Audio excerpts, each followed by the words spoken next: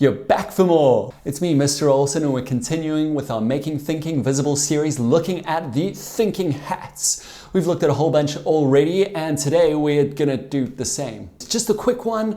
If you are looking to read a lot more about this, or even just a little bit more about it, the book that I recommend the highest, is Ron Hitchett's Making Thinking Visible. Absolutely golden book, very, very cool. You can also have a look at Edward de Bono's 6 Thinking Hats. I'll link those in the description. Go for it. They're really, really cool. Otherwise, we'll just do a summary over here for now. And also don't forget, of course, the Homecode blog at homecode.co.za/blog.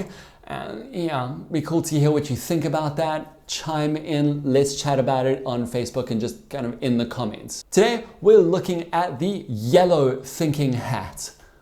What do you think it's for, if you don't know? Think about it. You may have got it right, you may have gotten it wrong. I will never, ever know, ever. It's about being optimistic. It's about brightness. It's about positivity and looking for the value in something. Value, that's the key word here, really. And when I think about this thinking hat, I think about someone who I met recently who was just super duper positive. He's a guy who went to prison at age 16.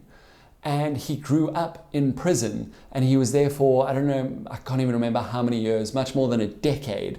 And he came out and we were chatting. He says how he regrets how it all went down and why it happened, but that he became the man he is now because of the lessons that he learned while going through that. Now, let's not take this as far as karma, that evil, wicked philosophy. No, seriously, karma, this thought of if I do good and, positive and all of that, then I receive positive. And if not, then not.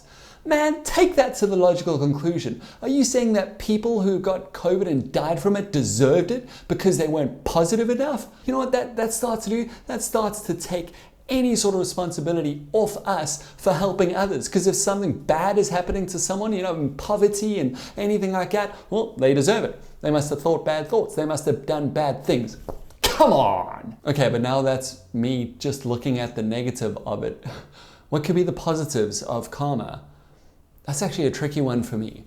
But maybe that, people do want to do good. People do see that there are consequences to their actions. Ooh, that's a good one. Our yellow thinking hat is all about positives, optimism, the value in a situation. If we think about this in our teaching and in our thinking, let's think about engineering.